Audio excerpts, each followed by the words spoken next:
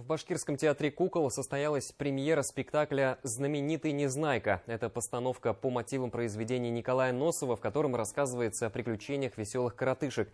Они отправятся в увлекательное путешествие. Авторы спектакля приглашают родителей и их детей присоединиться. Режиссеры и сценарист решили не отходить от сюжетной линии. На сцене зрители увидят ожившую любимую сказку, а вот музыкальное сопровождение удивит.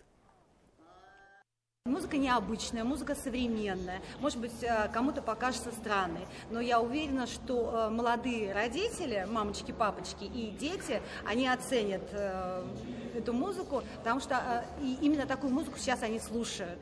Может быть, она покажется странной для взрослого поколения, но Незнайка – это тот, который идет впереди, тот, кто пытается что-то новое узнать, да, что-то пытается новое сделать.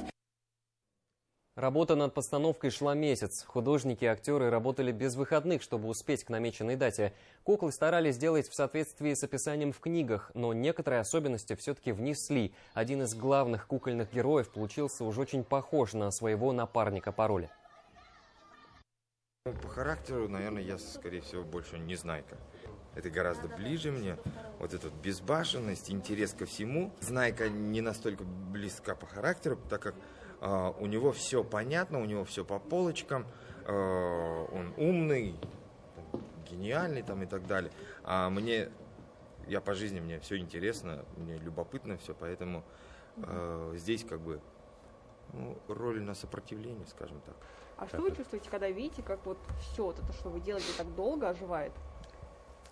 Испытываю счастье, потому что, в общем, это какое-то волшебство такое происходит, потому что это у тебя было в голове сначала, и потом, когда это начинает воплощаться в жизнь, это какое-то такое действительно волшебство. Сказка как раз и понравится детям.